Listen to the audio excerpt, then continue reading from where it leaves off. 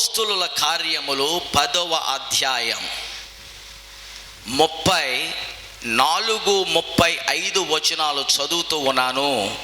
దయతో మీరు చూడండి. దేవుడు పక్షపాతి కాడని నిజముగా గ్రహించి ఉన్నాను. ప్రతి జనములోనూ ఆయనకు భయపడి నీతిగా నడుచుకొనిన వానిని ఆయన అంగీకరించును. యేసుక్రీస్తు అందరికీ ప్రభువు. ఆయన ద్వారా దేవుడు సమాధానకరమైన సువార్తను ప్రకటించి ఇశ్రాయేలీయులకు పంపిన వర్తమానము మీరు ఎరుగుదురు. మనము చదువుకున్న లేఖన భాగం అపోస్తులుల కార్యాల్లో పరిశుద్ధుడైన పేతురు పలికిన మాటగా మనకు కనబడుచు ఉన్నది. పరిశుద్ధుడైన పేతురు దేవుని ఆత్మచేత అభిషేకించబడి వాడబడిన గొప్ప దైవజనుడు.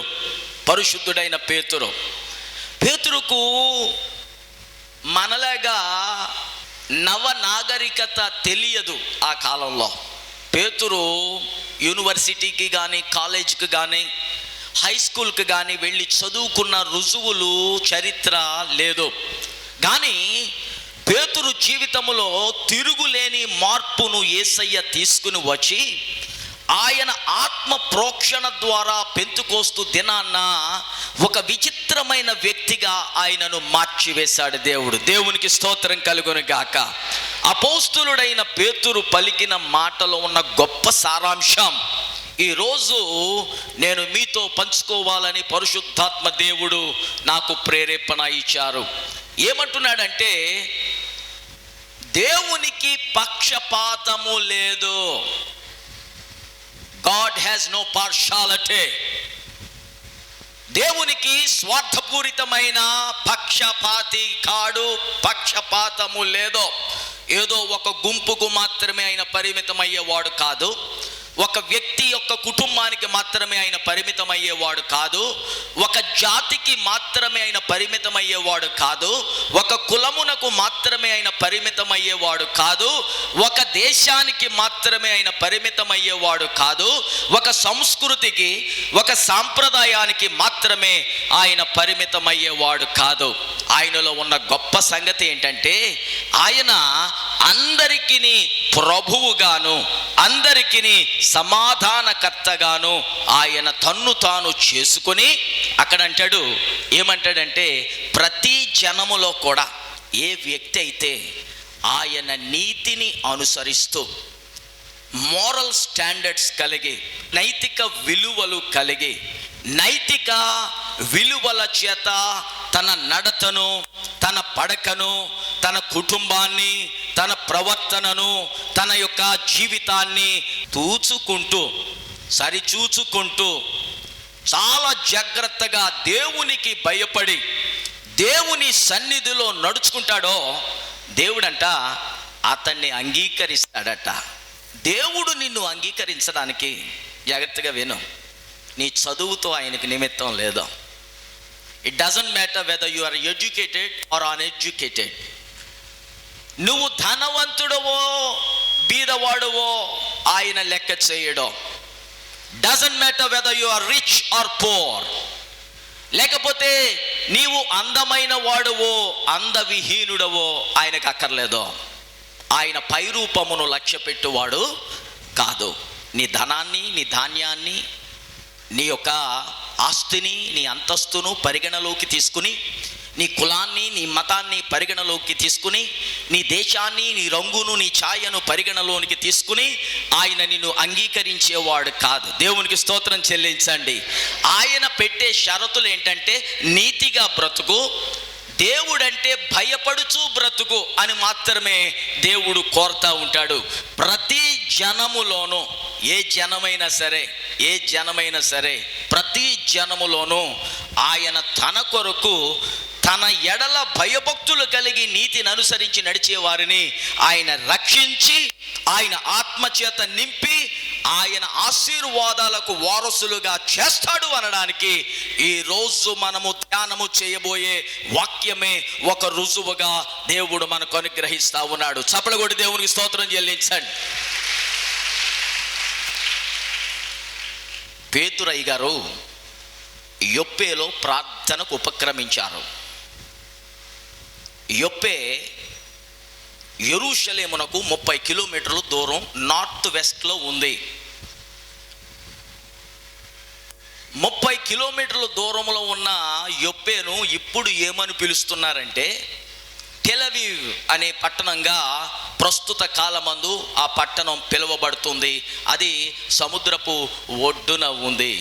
యొప్పేలో పేతురు గారు ఒక చర్మకారుని ఇంట దిగారు. పేతురు గారు యూదుడు, పెద్ద బోధకుడు, చాలా పరిశుద్ధాత్మ పూర్ణుడు.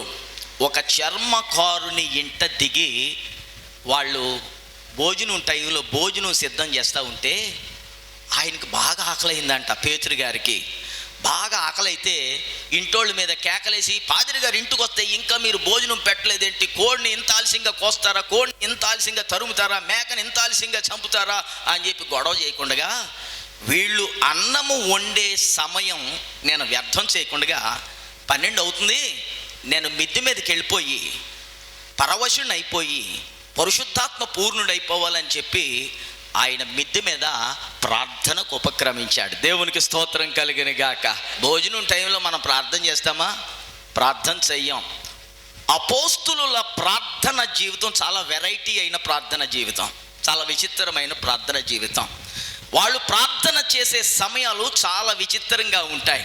ఇక్కడ పేతురు మధ్యాహ్నం భోజనం సమయంలో పరవశుడై ప్రార్థన చేస్తూ ఉన్నాడు. ఆకలితో ఉన్నా సరే ఆకలిని లెక్క చేయకుండా ప్రార్థనకు ఉపక్రమించాడు. ఎప్పుడైనా భోజనం టైంలో నువ్వు ప్రార్థన చేస్తావని అడిగితే మంచోళ్ళేనండి, ఎందుకు చేయమండి అంటారు. ఎంతసేపు చేస్తావంటే, నాయనా అన్నం ఇచ్చా, వందనాలు, యేసునామమున అడుగుచున్నాం తండ్రి అన్న మాట రాకముందే కుడి చెయ్య 5 ఏళ్ళు నోట్లోకి వెళ్ళిపోతాయి అన్నంతో పాటు.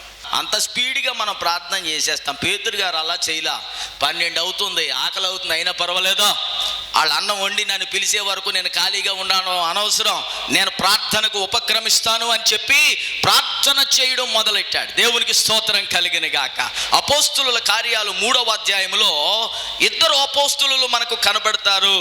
ఆ 2 అపోస్తులు ప్రార్థనా మందిరానికి వెళ్తా ఉన్నారు. 2 అపోస్తులు ప్రార్థనా మందిరానికి ఏ టైంలో వెళ్తున్నారో తెలుసా? పగలు 3 గంటలకు ప్రార్థన కాలమున పేతురు యోహానులు దేవాలయమునకు ఎక్కి వెళుతున్నారు. ఎన్ని గంటలకు వెళ్తున్నారు? 3 గంటలకి. 3 గంటలకు మనం ఏం చేస్తాం? పగలు మధ్యాహ్నం 3 గంటలకి చాలా మధ్యాహ్నం తిన్న భోజన ప్రభావం చేత ఆయాసపడతా ఉంటాయి శరీరాలు. కాస్త కునికి తీస్తే బాగుంటుంది, బద్ధకం వస్తుంది. మధ్యాహ్నం 2 తర్వాత ఒక ½ అన్ అవరో ఒక 1 అవరో రెస్ట్ తీసుకుంటే బాగుంటుంది అని అనిపించే సమయం. అపోస్తులుల సమయాలు విచిత్రంగా లేవు. మధ్యాహ్నం 12 గంటలకి ప్రార్థన చేస్తున్నాడు. ఆ ముందు అధ్యాయాల్లో చూస్తే పగలు 3 గంటలకు ప్రార్థనాలయానికి వెళ్తున్నాడు. మనమేమో 3 అయ్యేసరికి అందరం ఇళ్ళ చేరిపోతాం. 3 గంటల తర్వాత మళ్ళీ మనం దేవుని సన్నిధిలో కనపడం. అపోస్తులుల ప్రార్థన జీవితం ఒక విచిత్రమైన జీవితం. అందుకనే వారితో దేవుని సన్నిధి నిరంతరము ఉండేది. గట్టిగా దేవునికి స్తోత్రం చెల్లించండి. హల్లెలూయా. ఆయన ప్రార్థన చేస్తూ ఉండగా ఒక విచిత్రమైన దర్శనం కలిగింది. ఆ దర్శనమును బట్టి ఆయన దగ్గరికి వచ్చిన 2 వ్యక్తులు, కైసరయ్యలో ఒక వ్యక్తి ఉన్నాడు. ఆ వ్యక్తి ప్రార్థన చేస్తూ ఉండగా దేవదూత అతని దగ్గరకు వచ్చి, యొప్పేలో అపోస్తులుడైన పేతురు ఉన్నాడు, అతనిని పిలిపించి అతడు నీకు ఏ ఉపదేశం చేస్తాడో దాని ప్రకారం నీవు చెయ్యాలి, నీ కుటుంబము చెయ్యాలని దేవదూత చేత హెచ్చరింపబడిన వాడై, దర్శనము పొందిన వాడై, సూచనలు పొందిన వాడై తన సేవకులనైనా మమ్మును నీ దగ్గరికి పంపించాడయ్యా పేతురు గారు అని చెప్పి ఆయనకు ఒక సందేశం తీసుకురావడానికి ఎదురొచ్చారు. ప్రార్థన ముగించి వచ్చేసరికి 2 ఆయనను ఊరు రమ్మని కోరడానికి వచ్చారు. ఎవరు ఆ 2 పంపించారు అని మనం ఆలోచన చేస్తే, 10వ అధ్యాయములో మనకు కనబడుతుంది, కైసరయ్యలో ఒక వ్యక్తి ఉన్నాడు. ఆ వ్యక్తి చుట్టూ ఈరోజు మన ధ్యానము జరుగుతూ ఉన్నది, వాక్య ధ్యానం. అతని పేరు కొర్నేలి. ఇంగ్లీష్లో కొర్నేలియస్ అని అంటారు. కొర్నేలిని గూర్చి కొన్ని మాటలు నేను మీతో పంచుకునాలని పరిశుద్ధాత్మ దేవుడు ప్రేరేపణ ఇస్తా ఉన్నాడు. కొర్నేలి అనగా కొమ్ము అనే అర్థం, హార్న్ అనే అర్థం. హార్న్ అంటే కారు హార్న్ అని అనుకునేవారు, అది కాదు, కొమ్ము అనే అర్థం ఇచ్చే హార్న్ అన్నమాట. కొమ్ము అనే అర్థం ఇచ్చే ఇతను అన్యులలో నుండి వచ్చాడు, అన్య జనాంగములో నుండి వచ్చాడు. కైసరయ్య ప్రాంతము రోమాయ సామ్రాజ్యములో ఒక ముఖ్య కేంద్రముగా ఉంది. ఇతని యొక్క చరిత్ర ఏంటంటే, ఇతడు ఇటలీకి చెందిన మనిషిగా, ఇటలీ పౌరసత్వము కలిగిన మనిషిగా చరిత్ర ఇతనిని గురించి చెబుతా ఉంది. రోమా ప్రభుత్వంలో పనిచేస్తున్నాడు, కైసరయ్యలో ఆఫీసర్గా పనిచేస్తూ ఉన్నాడు. అతని కింద 100 మంది సైనికులు ఉన్నారు. అంటే ఈయన మిలిటరీ ఆఫీసర్గా మనకు కనబడతా ఉన్నాడు. మిలిటరీ ఆఫీసర్ గారు, గవర్నమెంట్ ఆఫీసర్ గారు 100 మంది సైనికులు తన చేతిలో ఉన్న ఒక వ్యక్తి, అతనిని గురించి పరిశుద్ధాత్ముడు 10వ అధ్యాయములో కొన్ని ముఖ్యమైన సంగతులు వ్రాయించాడు. ఆ వ్రాయబడిన సంగతులు నీకును నాకును చాలా ప్రయోజనకరమైన సంగతులు అని ఈనాడు మనము గుర్తించబోతా ఉన్నాం. దేవునికి స్తోత్రం కలుగును గాక. ఇప్పుడు రండి, మరలా 10వ అధ్యాయానికి రండి. ఇటలీ పటాలమనబడిన పటాలములో శతాధిపతి అయిన కొర్నేలి అనే ఒక భక్తిపరుడు ఉండెను, కైసరయ్యలో ఉండెను. అతడు తన ఇంటి వారందరితో కూడా దేవుని యందు భయభక్తులు గలవాడై ఉండి ప్రజలకు బహుధర్మము చేయుచు ఎల్లప్పుడూ దేవునికి ప్రార్థన చేయువాడు. అక్కడ ఆగండి. ఆయనేమో గవర్నమెంట్ ఆఫీసరు. విచిత్రమైన మాటలు అతనిని గురించి పరిశుద్ధాత్ముడు వ్రాయిస్తున్నాడు. 100 మందికి అధికారిగా ఉన్న ఆ సైనిక అధిపతి 2 విచిత్రమైన మాటలు మొదట్లోనే పరిశుద్ధాత్ముడు వ్రాయించాడు. ఒకటి, బహుగా ధర్మం చేసేవాడట. రెండోది, ఎల్లప్పుడూ ప్రార్థన చేసేవాడట. ఈ రోజుల్లో క్రైస్తవ విశ్వాసులు గవర్నమెంట్ ఉద్యోగం వచ్చే వరకు కూడా ముక్కంతా ఎర్రగా అయిపోయేలాగున, కళ్ళన్నీ ఉబ్బిపోయేలాగున, కనురెప్పలకున్న వెంట్రుకలు సైతం రాలిపోయేలాగున, కళ్ళు నలుపుకుంటూ ఏడుస్తూ గొగ్గోలు పెట్టి ప్రార్థన చేసేస్తారు ఉపవాసాల నుండి. ఆలయం విడిచిపెట్టరు కష్టాలు తీరే వరకు. దేవుడు సంతోషపడిపోయి, దేవుడు ఆనందపడిపోయి ఏం చేస్తాడో తెలుసా? ఆశీర్వదించేస్తాడు. ఈయన మామూలుగా ప్రైవేట్ ఉద్యోగమే అడిగాడు, వీడికి ప్రైవేట్ ఉద్యోగం లాభం లేదు, సెంట్రల్ గవర్నమెంట్ ఉద్యోగం ఇచ్చేస్తానని చెప్పి సెంట్రల్ గవర్నమెంట్ ఉద్యోగం ఇచ్చేస్తాడు దేవుడు. ఇక ఉద్యోగం వచ్చిన తర్వాత బ్రదర్కి చర్చికి రావడానికి ఇక సమయం ఉండదు. దేవుడు ప్రయారిటీగా ఉండడం, దేవునికి ప్రాధాన్యత ఉండదు, క్రీస్తుకు ప్రాధాన్యత ఉండదు, వాక్యమునకు ప్రాధాన్యత ఉండదు, ప్రార్థనకు ప్రాధాన్యత ఉండదు, దైవిక కార్యక్రమాలకు ప్రాధాన్యత ఉండదు. అయ్యా ఏంటండి సండే కనబడడం లేదండి, బాగా బిజినెస్ అండి, ఆవేళ బాగా జరుగుతుందండి. అయ్యా ఎందుకండి మీరు ఈ యొక్క సభలలో కనబడలేకపోతా ఉన్నారు? అయ్యా అస్సలు ఖాళీ లేదండి, చాలా పని అండి ఆఫీసులో. ఒక్క ఆదివారమేనండి మాకు సెలవండి, ఆదివారం ఏదో పని వచ్చేస్తుందండి, నేను రాలేకపోతున్నానండి ఆరాధనకి. దేవుడు ఉద్యోగం ఇచ్చే వరకునేమో దేవుడు వెనకాల ఏమని, నీ మాట చాలయ్యా అని పాడుతాం, నీ చూపు చాలయ్యా అని పాడుతాం, నీ ఉంటే చాలయ్యా అని పాడుతాం, నీ ఉంటే నాకు ఇంకేం కొదువు లేదయ్యా అని పాడుతాం. దేవుడేమో మనల్ని నమ్మేస్తాడు, మనం ఒక మాట అంటే మనల్ని నమ్మేస్తాడు. నమ్మిన తర్వాత దేవుడు అన్నీ ఇచ్చిన తర్వాత మనం ఏం చెప్తాం? ఇప్పుడు నీ మాటకు నాకు సమయం లేదో, ఇప్పుడు నీ పాటకు నాకు సమయం లేదు, ఇప్పుడు ప్రార్థనకు సమయం లేదు, ఇప్పుడు వాక్య ధ్యానానికి సమయం లేదు అని దేవుడికి మరొక చరణం ఎత్తి మనము పాడడం దేవునికి వినబడతా ఉంటది. కొర్నేలి అలాంటి వాడు కాదు. అతడు భక్తిగా ఉండేవాడు, తన కుటుంబాన్ని భక్తిలో నడిపించేవాడు, అతడు నీతిని అనుసరించి నడిచేవాడని దేవుని వాక్యం అంటుంది. అతడు బహుగా ప్రార్థన చేసేవాడట. విచిత్రమైన గుణం ఉందండి ఇతనికి. విచిత్రమైన గుణం ఏంటంటే ప్రార్థన చేసే గుణం. హల్లెలూయా. వ్యక్తిగతంగా అతడు ప్రార్థనకు ఉపక్రమించినప్పుడు దేవుని దూత అతనికి ప్రత్యక్షమైంది. పేతురు గారు ఆయన ఇంటికి వెళ్ళినప్పుడు సాక్ష్యం చెప్తూ ఆయన అంటాడు, పగలు ఇంచుమించు 3 గంటలకు నేను ప్రార్థన ప్రారంభించానయ్యా. ప్రార్థన ప్రారంభించిన తర్వాత ఇదిగో ఈ రోజు 4 రోజుల తర్వాత నువ్వు వచ్చావు కదా, ఇప్పటికీ ఈ సమయం అయింది కదా, ఇప్పటి వరకు ఈ సమయం వరకు మేము ప్రార్థనలోనే కనిపెడుతున్నాం. ఎంత ప్రార్థన జీవితం అండి అతనికి.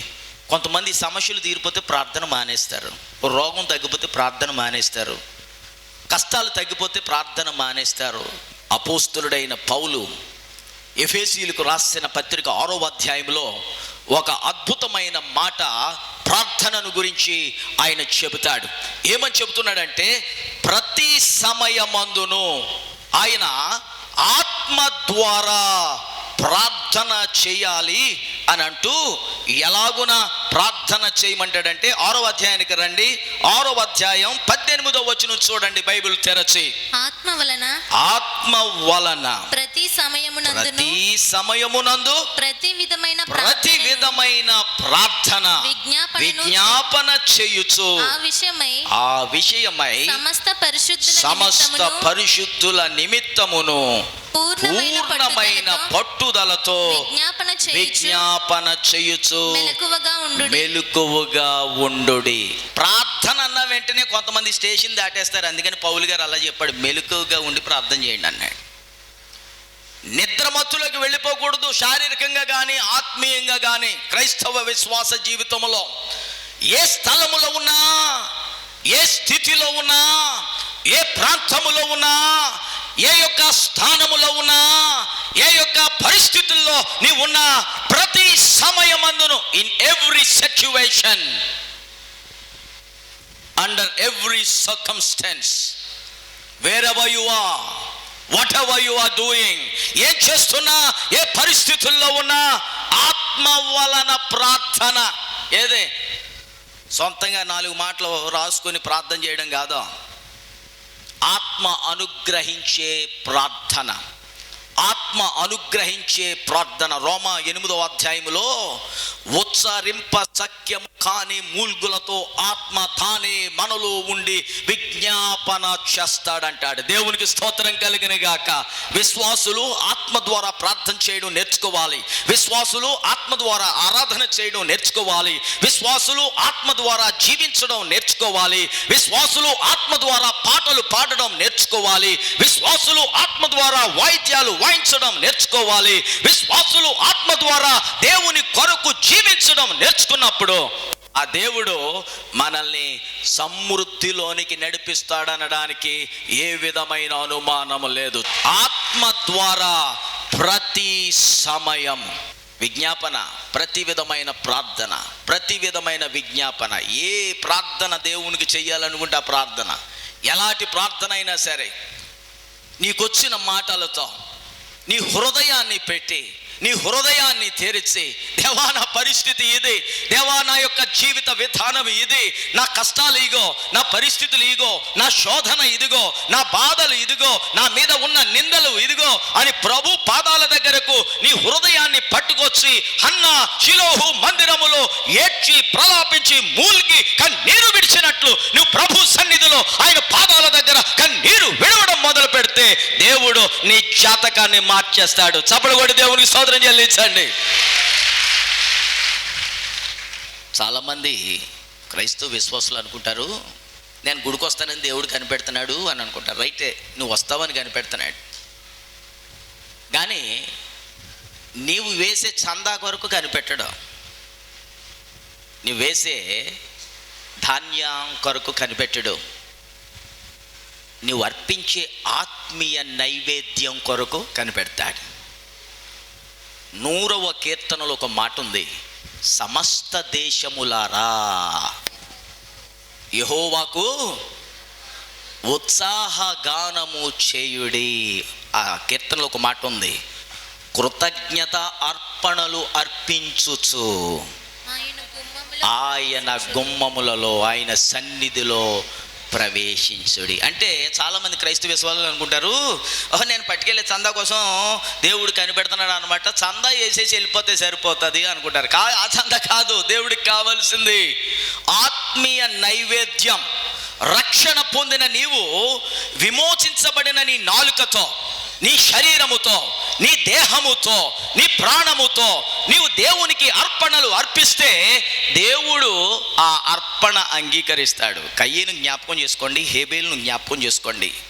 కయ్యను అర్పణ దేవుడు అంగీకరించలేదు. కారణం, కయ్యను యొక్క క్రియలు చెడ్డవి అని యోహాను రాసిన పత్రికలలో కనబడుతుంది. కయ్యను క్రియలు చెడ్డవి.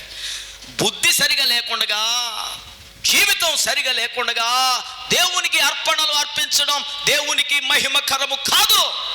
నీతిని జరిగించి దేవునికి పేద విధవరాళ్ళు పట్టుకొచ్చినట్లు 2 కాసులు పట్టుకొస్తే దేవుడు అంటాడు, ధనవంతులకి ఇచ్చే ప్రతిఫలం వాళ్ళకి ఇచ్చాను, కానీ దేవుని రాజ్యంలో నీ 2 కాసులే చాలా గొప్పగా కనబడుతున్నాయి అంటాడు. దేవునికి స్తోత్రం చెల్లించండి.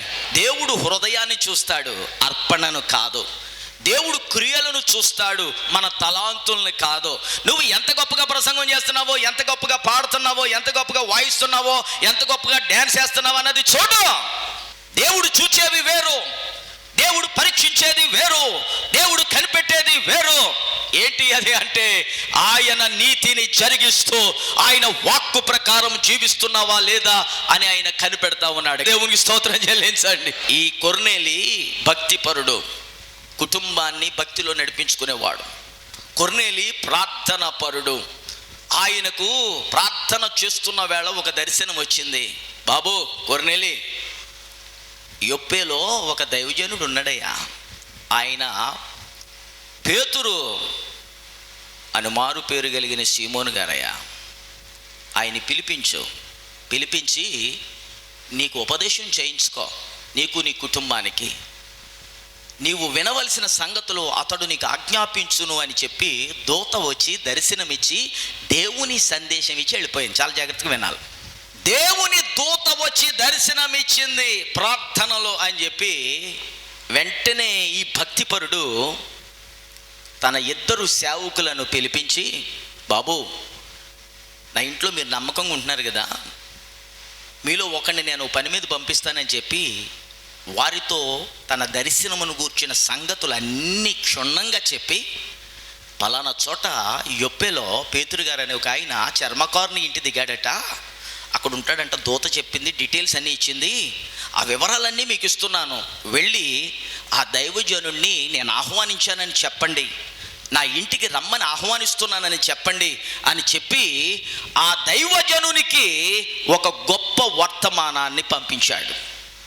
ఈ రోజుల్లో దేవుడు దర్శనమిస్తే విశ్వాసులకు, దేవుడు ఒక దూతను పంపించి ప్రార్థన సమయంలో కానీ దర్శనమిస్తే కొంతమంది ఏం చేస్తారో తెలుసా, ఇంకేముంది అసలే నాకు భక్తి ఎక్కువ, అందులోకి మళ్ళీ దేవుడు దూతను పంపించాడు, నా దగ్గరికి దేవుడు దూతను పంపించాడంటే నా లెవెల్ ఏంటో దేవుడికి అర్థమైంది, మా పెద్ద పాదిరికి అర్థం అవ్వలేదు అని అనుకుంటారు. మీరు లేదు అని అనుకుంటే ఇంకేముంది, దేవుడు దూత కనపడింది కనుక నా ఇంట్లోనే సంఘం పెట్టేయమన్నాడు దేవుడు అని చెప్పి సంఘం స్థాపించారు.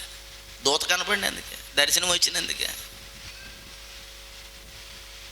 ఈ భక్తి పరుడు ఇంకేముంది, దేవదర్శనం నాకు కలిగింది, దేవుని దూత వచ్చి నాతో మాట్లాడాడు, నా ఇల్లే దేవుని యొక్క మందిరం బేతేలు అయిపోయిందని చెప్పేసి వెంటనే అతడు పాదిరి పని చేయడానికి మొదలు పెట్టలా. కొంతమంది ఇటు గవర్నమెంట్ ఉద్యోగం కావాలా, వాళ్ళు మళ్ళా పాస్టర్లు అయిపోవాలా. యేసయ్యే చెప్పాడు, ఏ మనిషి 2 యజమానులకు దాసుడు కాజాలడు. 2 మనుషులు ఒక్క మనిషి ఇద్దరు మనుషులకు దాసత్వం చేయలేడు, ఇద్దరు యజమానులకు దాసత్వం చేయలేడు, ఇద్దరు యజమానులకు పని చేయలేడు. అయితే నువ్వు ప్రభు కొరకన్నా జీవించాలి, లేకపోతే దేవుని కృపను బట్టి నీవు లోకం కొరకన్నా నీ పనిలో నీ ఉద్యోగంలో నీవు ముందుకు సాగిపోవాలి. దేవుడు నిన్ను ఆశీర్వదిస్తాడు. కానీ ఈ రెండు తలంపుల బేరాలు ఉంటాయి చూశారు, ద్విమనస్సు. ఏ మనస్సు? ద్విమనస్సు, ఫికిల్ మైండ్, చంచలత్వము కలిగిన మనస్సు. గాలికి అలలు ఎగురుతూ ఉంటాయి, అలాంటి మనస్సు. మేఘాలు చాలా స్పీడ్గా కదులుతాయి, ఎటు గాలేస్తుంటే అటు కొట్టుకుని పోతాయి మేఘాలు, అలాంటి మనస్సు. అది స్థిరమైన మనస్సు కాదు. చంచలత్వము కలిగిన విశ్వాసి స్థిరమైన వాడు కాదు. గవర్నమెంట్ ఉద్యోగం మానలేరు, ఇటు ప్రభు పని చెయ్యాలన్న ఆశ. నేనంటాను, దేవుడు నిన్ను సేవకు పిలిస్తే నువ్వు సేవకురా, పూర్తిగా ఉద్యోగానికి రాజీనామా చేసి. లేదు అంటే మంచి ప్రభు బిడ్డగా ఉండి నీవు చక్కగా నీ ఆఫీసులో ప్రభు సాక్షిగా ఉండొచ్చు, ప్రభుకి మహిమకరమైన సాధనంగా ఉండొచ్చు. కొర్నేలి చేసిన పని అదే. ఉద్యోగం మానేసి సేవకు బయలుదేరలా. పేతురు గారిని పిలవడం ఎందుకండి? పేతురు గారిని పిలవడం ఎందుకండి? మీరు మాట్లాడారు కదా, దేవదూత నాతో మాట్లాడారు కదా, దేవదూత అయిన మీరు నాతో మాట్లాడితే ఇక పేతురు గారు ఎందుకు, నేనే మీరు నాతో మాట్లాడారని నా ఇంటి వారందరికీ నేను బోధ చేస్తా, నా స్వజనులకు నేను ప్రవక్తగా మారిపోతా, నా స్వజనులకు నేను గొప్ప సేవకునిగా మారిపోతానని చెప్పి అలాంటి ప్రణాళికలు సిద్ధం చేసుకోలేదు. ఈవేళ రేపు మోటి సామెతోటి ఉంది, అవ్వ కావాలి బొవ్వ కావాలండి. అటు లోకం కావాలి, ఇటు దేవుడు కావాలి. ఇటు పాపం మానలేవు, ఇటు దేవుడి కార్యాలు కూడా జరగాలి. ఇటు ద్విమనస్సు, రెండు రకాలైన మనస్సు. శరీరానుసారమైన మనస్సు ఉంది, ఆత్మానుసారమైన మనస్సు కావాలని అనుకుంటావు. రెండు రకాల మనస్సు ఉంటే కుదరదు. మనస్సు శరీరానుసారం అయితే అది మరణానికి నిన్ను నడిపిస్తుంది. మనస్సు దేవుని ఆత్మానుసారమైనదైతే అది నిన్ను జీవానికి నడిపిస్తుంది.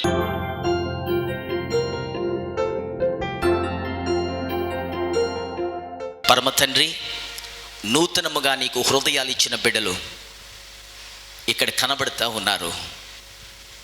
హిస్సోపుతో వారిని కడగండి, జీవజలముతో వారిని శుద్ధి చేయండి. నూతన హృదయం, నూతన ఆత్మను వారికి దయచేయండి. నిత్య జీవము, దేవ స్వభావమును వారికి ప్రసాదించండి. నీ రక్తము చేత వారిని కడిగి ఇదిగో గొర్రె పిల్ల జీవ గ్రంథములో వారి పేర్లు వ్రాయమని ప్రార్థిస్తూ ఉన్నాను. ఆశీర్వదించి మహిమ పొందండి. యేసు నామమున అడుగుచున్నాను మా పరమ తండ్రి, ఆమేన్, ఆమేన్. తండ్రి, కుమార, పరిశుద్ధాత్మ దీవెనలు బిడలారా మీకు నిరంతరము తోడయుండును గాక. ఆమేన్.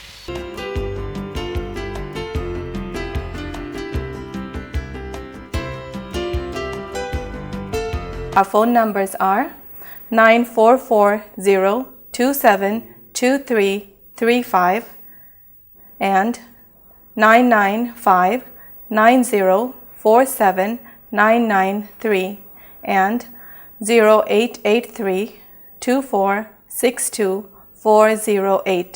May God richly bless you.